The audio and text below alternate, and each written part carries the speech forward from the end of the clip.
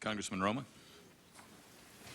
Thank you, Mr. Chairman. I, too, want to join Mayor in thanking you for your time this morning and particularly your brave and courageous leadership on September the 11th. When many of us, I served in government in Washington, D.C. on that day, and we constantly saw the replaying of the planes crashing into the two towers. And that brought a potential sense of devastation and insecurity to many people.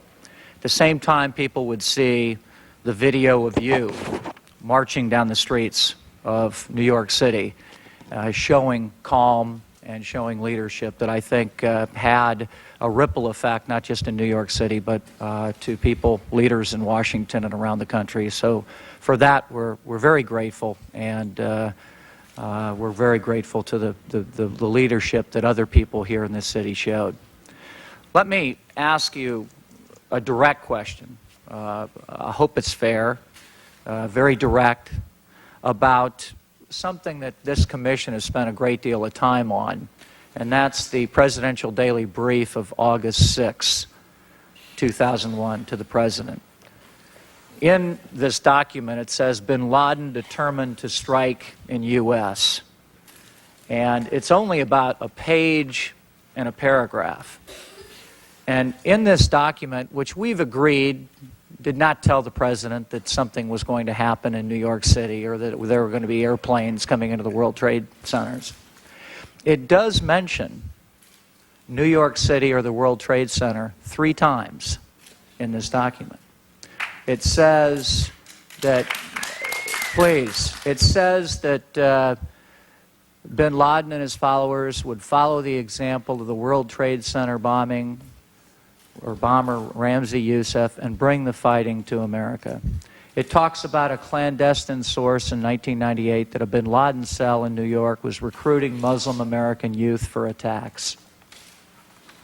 And it says, it mentions the recent surveillance of federal buildings in New York City. Now again, Mayor, nothing to say that you should have known about something happening on September the 11th.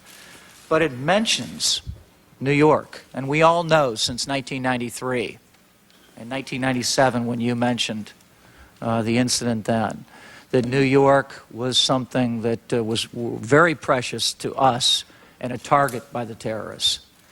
I want to know why the CIA and the FBI were not sharing more of this with you, because you've said to us just this morning that you didn't get an increased warning from the CIA and FBI. It was pretty steady from '97 through the millennium, through the spring and summer of 2001. Pretty steady. It was always pretty high. But we have people in Washington, CIA director and others, saying their hair was on fire. This is a spike in warning. One, why didn't we get better communication of this spike in warning in the spring and summer with a likely target, New York, to help you a little bit more, if possible? And two, what specifically can we do in these instances in the spring and summer to try to fortify and protect and prepare, not knowing particularly A, B, and C, when, where, and who's going to do it, but how do we try to prepare our people, our sites, and the city for something that happened that day and is probably going to happen again? I don't know that I can really answer the whole question. I'll try. If that information had been given to us or more warnings had been given in the summer of 2001, I can't honestly tell you we would have done anything differently. I mean, we were doing at the time all that we could think of that was consistent with a city being able to move and to protect the city. In fact, for some time, we had been heavily criticized for doing too much, including closing down City Hall and closing some of the areas around public buildings. So some of that would have sounded a great deal like the information that we were getting already in 98 and 99 and 2000, that New York City was a target. I have to say that in the briefings that I got, and this is all now recollection more than anything else, but I think the police plan reflects that.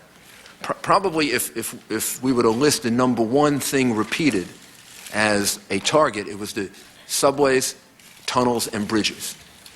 Largely because when arrests were made, those are the things that would be seized. And then public buildings would be second. So it may or may not have led to increased security at some of those buildings.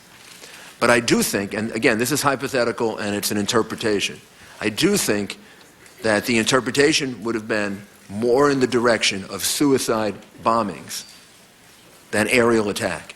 Because in all of the briefings that I received, the two areas that were emphasized were bombings, meaning suicide-type bombings, or an area that we haven't talked much about, but we should talk more about if we're looking toward the future, which is biological and chemical attack.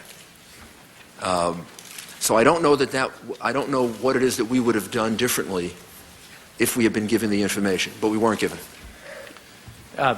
We heard. Okay. I will not be able to follow up on that. I appreciate your answer, but I think the chairman wants to move on to the next one. I have several follow-ups, but thank you, Mr. Chairman.